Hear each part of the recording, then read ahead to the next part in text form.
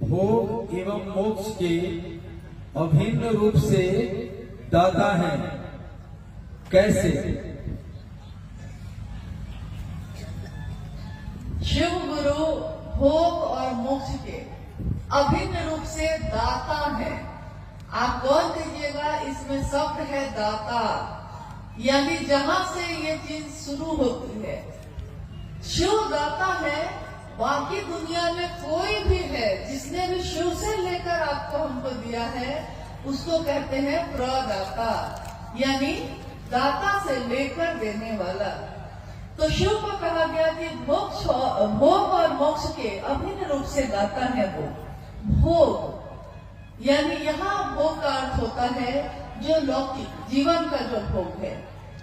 यहाँ तक कि भोग में आप क्या गिनते हैं? अच्छा घर हो, संतान हो, गृहस्थी अच्छी चले, खेत हो, घर हो, गाड़ी हो, सारी चीजें हो, वैभव हो, लोग मुझको जाने। इस सब के साथ अंतिम शर्त ये रहती है कि लोग जाने कि हम हैं बड़का आदमी यहाँ के। आप सोचिए तो आखिर लोग घर सुंदर से सुंदर बनवाते हैं, लेकिन मैंने कितनी बार देखा है कि इसके लिए नहीं बनवाते हैं कि उनको मन है, वो इसके लिए बनवाते हैं कि बाकी गांव के लोगों का घर कैसा है पहले देख लेते हैं और देखते हैं कि अच्छा इससे बढ़िया घर हम बनवाएंगे। हमको उसको दिखाना है कि उससे बढ़िया घर हम बनाएंगे, तो वो उससे बढ़िया घर बनाते हैं। तब तक तीसरा आदमी शुरू कर देता है तो वो इससे भी बढ़िया बनवाता है। इसका कोई अंत नहीं होता। तो भोग यानी कि सारी चीजों का एक दिन अगर कोई वैराग्य किसी के मन में पैदा हो जाए तो वो सब चीजों का त्याग कर देता है। अपना घर गृहस्थी भी छोड़ देता है, अपना वैभव भी छोड़ देता है, साधु का वेश पहन के रास्ते पे निकल जाता है, किसी आश्रम में चला जाता है। लेकिन एक ऐसा भोग है जिसको वो कभी भी नहीं छोड़ पाता। वो कौन सा भोग है? सम्मान का। सम्मान नहीं छोड़ पाता वो।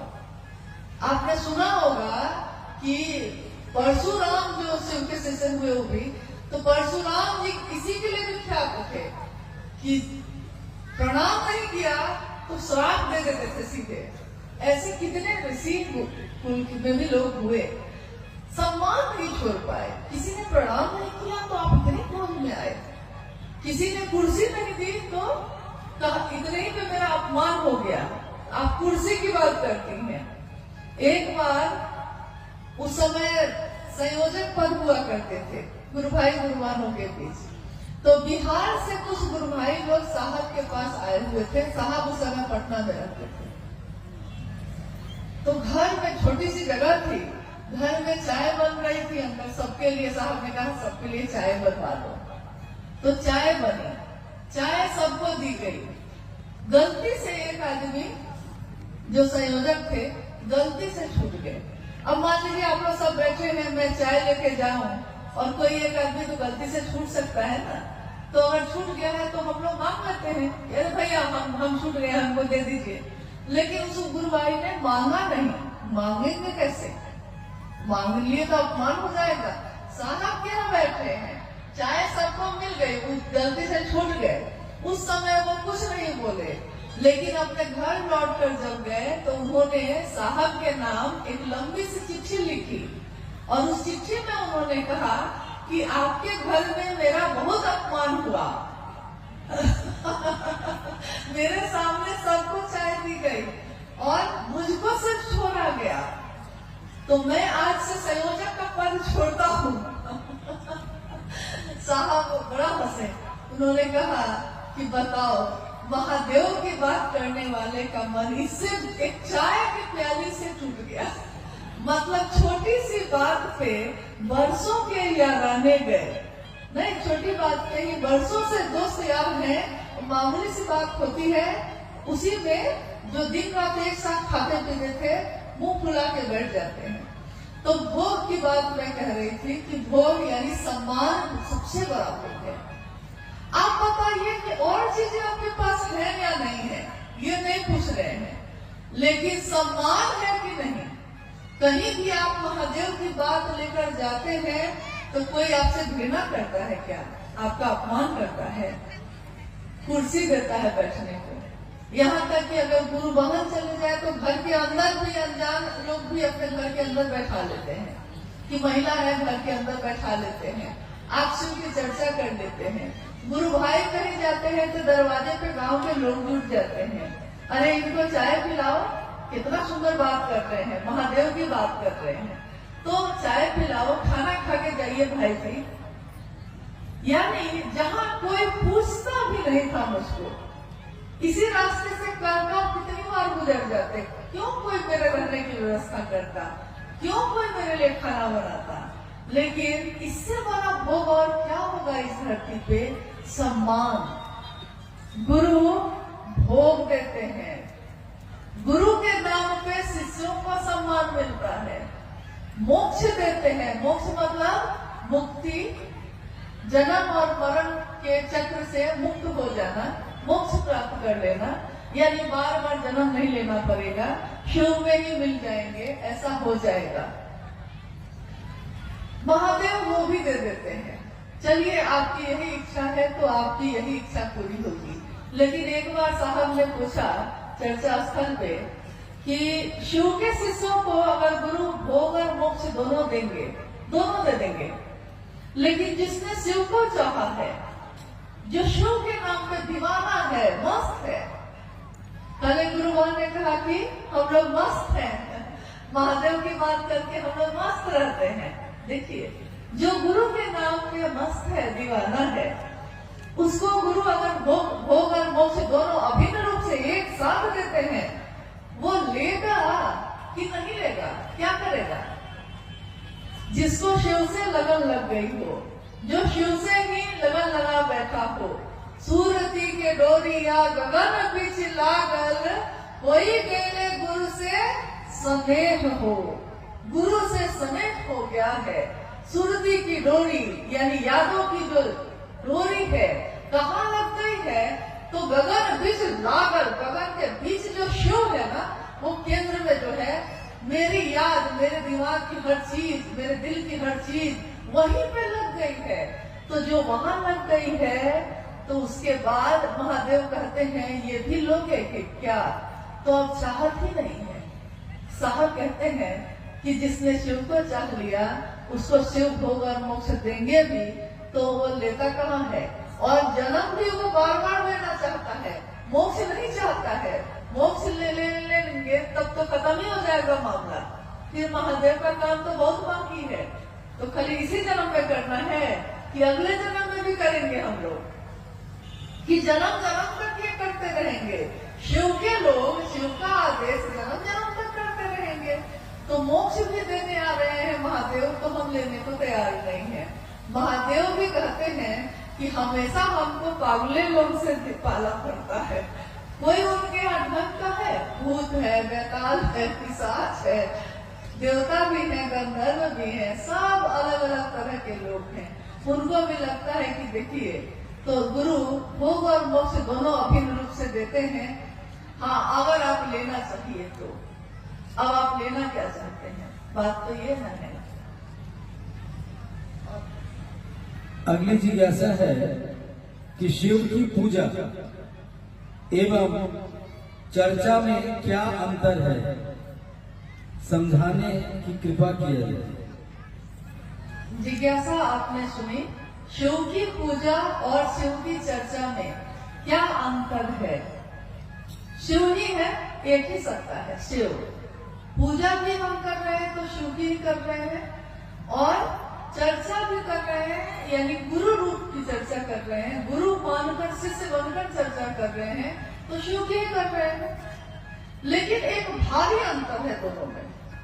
भारी अंतर ये है कि शिव की पूजा में श्रद्धा चाहिए, विश्वास चाहिए, समर्पण चाहिए। शिव की पूजा यानी कि पूजा में हमारे बुजुर्ग कहते हैं, हाथ जोड़ के सिर झुकाओ, आंख बंद करो, मन महादेव पे लगाओ, विश्वास रखो, विश्वास करो, समर्पण करो, श्रद्धा रखो, तब होती है शिव की पूजा।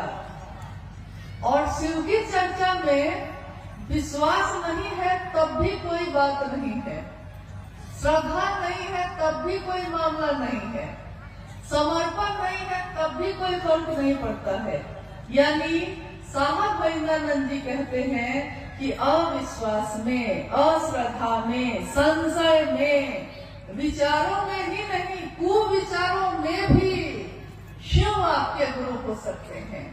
सिर्फ एक विचार, कुविचार मतलब कि महादेव के लिए अगर खराब भी सोच आप रखते हैं ना, तब भी वो महादेव आपसे रिश्ता जोड़ लेता है।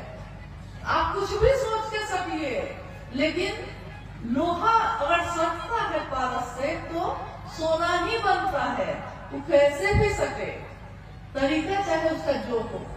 यानी शिव की पूजा में श्रद्धा चाहिए, विश्वास चाहिए, समर्पण चाहिए।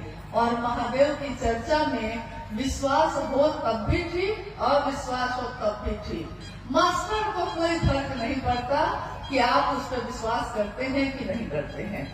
खाली क्लास में चले जाइए, वो मास्टर तो पढ़ा ही लेगा। वो चाहे जबरदस्ती पढ़ाए, चाहे खुशी खुशी पढ़ाए, लेकिन पढ़ा के बच्चा को कलेक्टर बना ही देता है। मास्टर पढ़ा लेगा।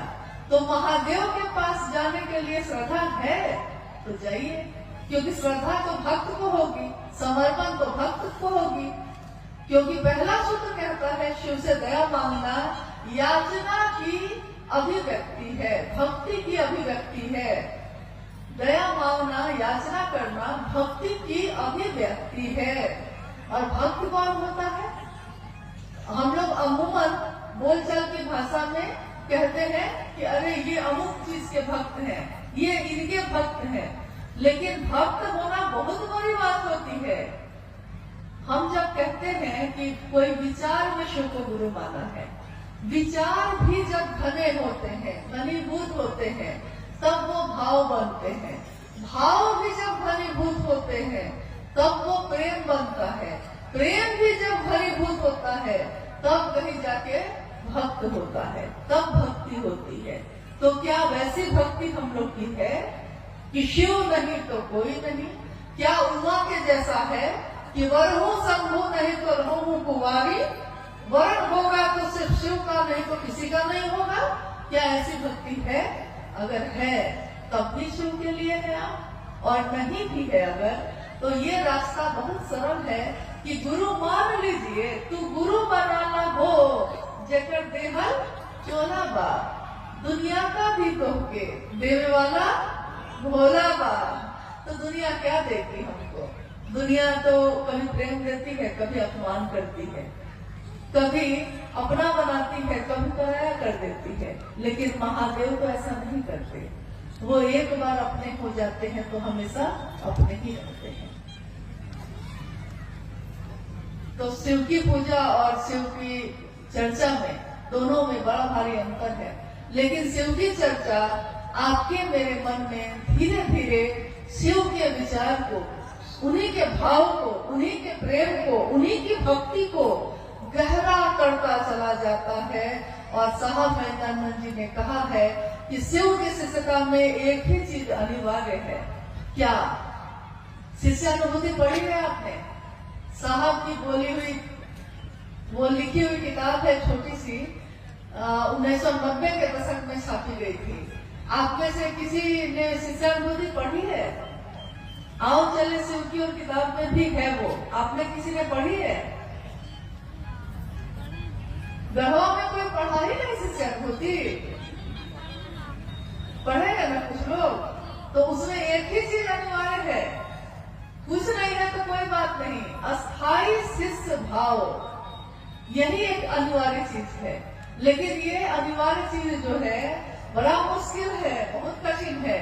लेकिन करत करत अभ्यास के जरमति होते सुजान, करत करत अभ्यास, यानी शिव की चर्चा करते करते, शिव की बात करते करते, दूसरे को स्टेशन पहुंचाते पहुंचाते हम भी पहुंच जाते हैं। दूसरे को महादेव का रास्ता दिखाते दिखाते हम भी उस रास्ते पे चलने लगते हैं।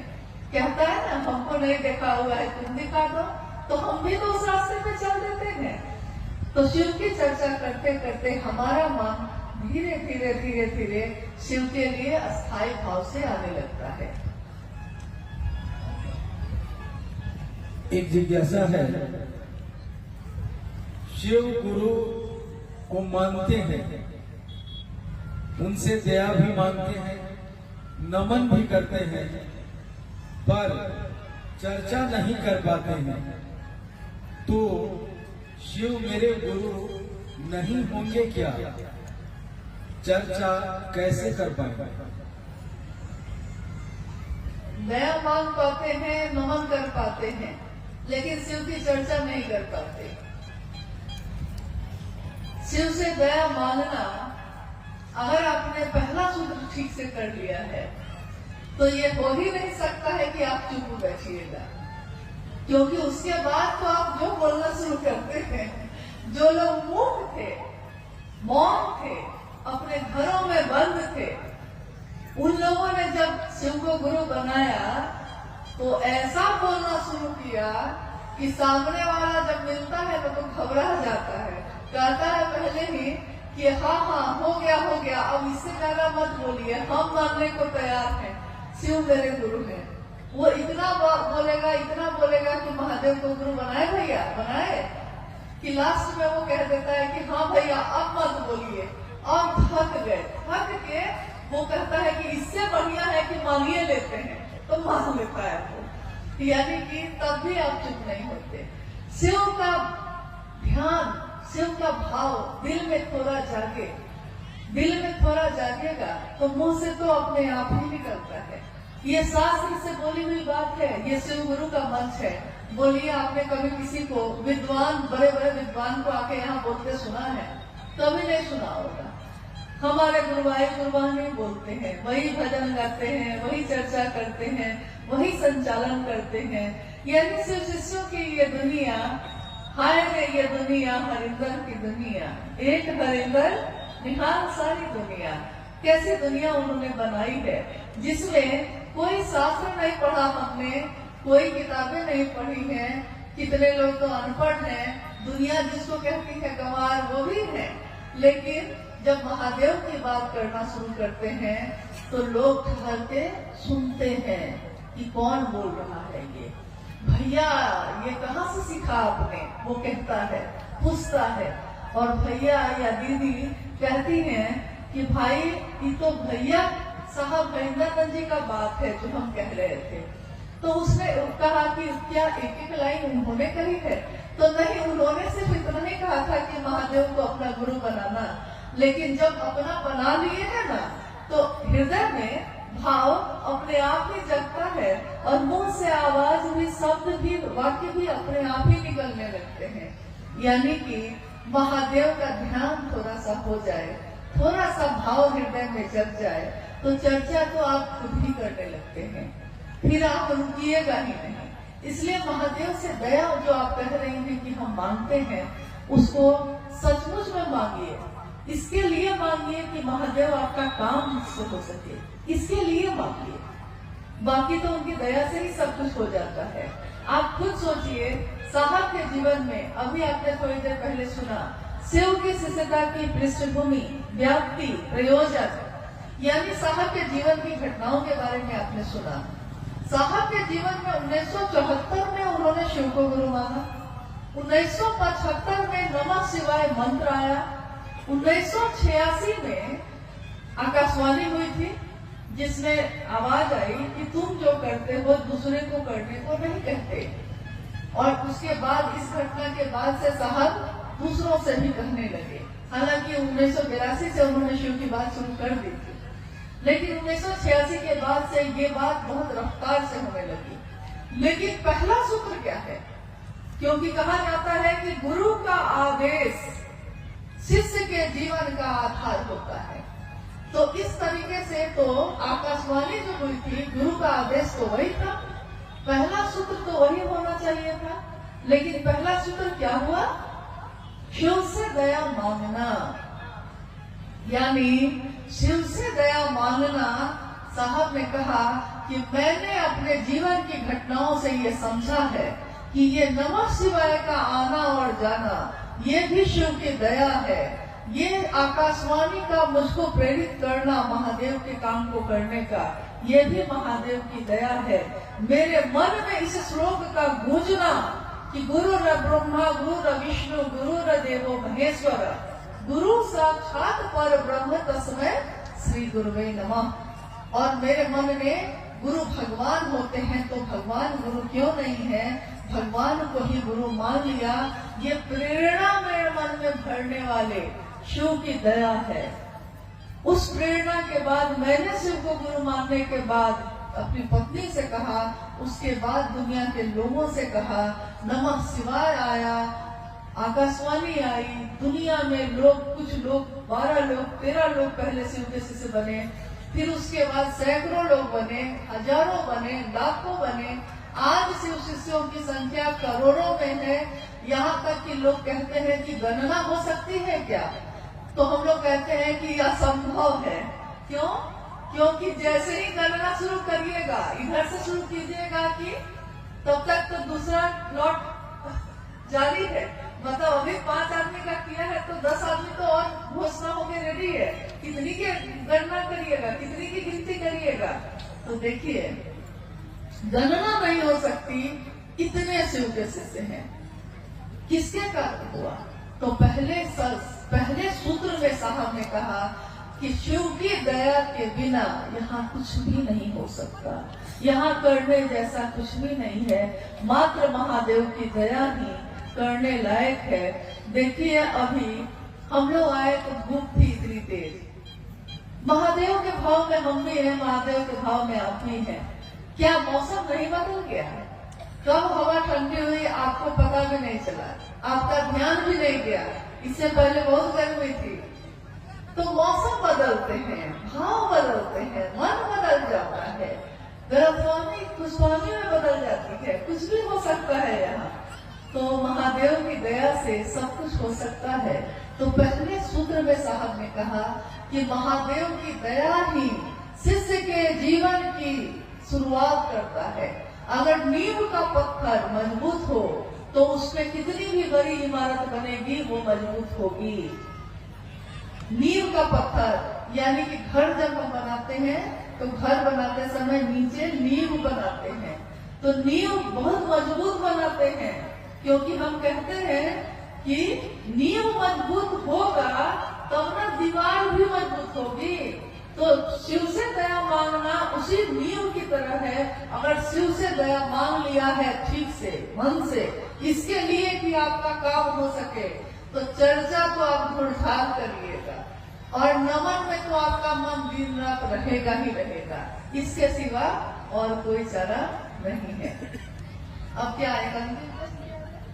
हाँ, एक अंतिम जिज्ञासाएं तो बहुत हैं, लेकिन हम सभी समय में बंधे हैं, इसलिए एक अंतिम जिज्ञासा है कि हम गुरु भाई बहनों, हम गुरु भाई गुरु बहनों के जीवन में महाशिवरात्रि का क्या महत्व है? हम लोग महाशिवरात्रि क्यों मनाते हैं? हम सभी गुरु भाई गुरु बहन यानी शिव के शिष्य, हम सभी गुरु भाई गुरु बहनों के जीवन में महाशिवरात्रि का क्या महत्व है? हम महाशिवरात्रि क्यों मनाते हैं? जब साहब मधेपुरा में रह रहे थे, उसी समय मां नीलम जी ने कहा कि हमने शिव को गुरु बनाया है, तो हम लोग को शिव के लिए कुछ करना तो चाहिए। तो हम क्या कर सकते हैं? और कमरे में कुछ लोगों के साथ शिव चर्चा शुरू हो चुकी थी। तो साहब ने कहा कि भाई क्या किया जाए बताओ। मां नीलम ने कहा कि शिवरात्रि का आगमन हो रहा है, क्यों नहीं हम सभी जो कुछ गुरु भाई गुरु बहन हैं, हम मिलकर शिवरात्रि का आयोजन करें। तो साहब ने कहा कि ठीक है, किया जाए। लेकिन उस समय ज्यादातर जगहों पे हरे रामा हरे कृष्णा का बोल चलता था। यहाँ तक कि माँ दुर्गा के मंदिरों में भी, शिव के मंदिरों में भी हर जगह हरे रामा हरे कृष्णा होता था। तो साहब ने कहा कि यार महाशिवरात्रि का आयोजन है, शिव की पूजा करेंगे, लेकिन बोल क्या होंगे, हम बोलेंगे क्या उसमें? तो मां नीलमानंद जी ने लिखा, हर भोला भोला भोला भोला हर हर, हर शिवा शिवा शिवा शिवा हर हर। और इसी धुन पे उस समय शिवरात्रि का आयोजन हुआ, सभी लोगों ने इस धुन पे को गाया। उसके बाद साहब आ गए पटना। पटना में जो उनका घर था वो छोटा सा फ्लैट था। तो अगले बार जब शिवरात्रि का आयोजन हुआ तो मां नीलमानंद जी ने कहा कि क्यों नहीं इसको बाहर मैदान में किया जाए। तो फिर उन्होंने इस आयोजन को जो सामने ऑफिसर्स फ्लैट के सामने मैदान था उसमें किया, और उसी में जो छोटा सा माइक लगा हुआ था हरा बोला करने के लिए, जब कुछ देर का हरा बोला हो गया तो उस समय हरा बोला की समाप्ति के बाद उसी माइक से साहब ने जो लोग वहां जमा थे उन लोगों के बीच शिव की चर्चा की। तो साहब कहते हैं कि शिवरात्रि एक ऐसा प्लेटफॉर्म है, एक ऐसी जगह है जहां आपने, साहब ने कहा कि आपने देखा होगा कि जब बच्चे नदी में कूदते हैं तैरने के लिए या स्विमिंग पूल में कूदते हैं तो बहुत ऊपर में लकड़ी का एक टुकड़ा लगा रहता है, और उस लकड़ी के या बहुत बड़ा कोई सीमेंट का बना रहता है, और वहां खड़े होके वो ऊपर से जंप करता है पानी में तैरने के लिए, तैराकी के प्रतियोगिता में। तो ऊपर से जंप करता है धरती पे, मतलब नदी में। तो साहब ने कहा शिव के शिष्यों के लिए महाशिवरात्रि उसी तरह है कि महाशिवरात्रि से ही लॉन्च हुई शिव की चर्चा। इसीलिए शिव के शिष्य एक उत्सव अपने गुरु का मनाते हैं, महाशिवरात्रि। और मेरा निवेदन है कि आज अभी जो आने वाला है 8 मार्च को महाशिवरात्रि का आयोजन हो रहा है, हर जगह पे हो रहा है। मेरा निवेदन है कि 8 मार्च को जो महाशिवरात्रि है उसमें आप अपने सामूहिक रूप से जहां भी आप करना चाहते हैं जरूर करिए, लेकिन अपने घर को लौटिए जब, तो कम से कम 1.25 घंटे अपने घर के लोगों के साथ भी इसको करने की कोशिश करिए। अपने पड़ोसियों को भी बुलाइए इसमें, और इसके साथ साथ सजाइए अपने घर को, अपने मोहल्ले को, अपने दरवाजे को, क्योंकि शिव की रात्रि है, ये महाशिवरात्रि है। शिव के शिष्यों के लिए शिव की चर्चा का आगाज करने वाली है। तो हम नमन करते हैं अपने साहब दीदी को, अपने गुरु शिव को, कि महादेव की दया हम सभी पे बनी रहे, हम सबका जीवन शिवमय हो, सुगंधमय हो। साहब ने जो चाहा है शिव के लिए शिव को, हम सभी शिव के शिष्य भी शिव के लिए शिव को चाहें, दुनिया के लिए नहीं। दुनिया ने अपनी कामनाओं के लिए शिव को चाहा, शिव के शिष्य तो ऐसा ना करें, शिव के शिष्य शिव के लिए शिव को चाहें। आप सभी के चरणों में मेरा प्रणाम।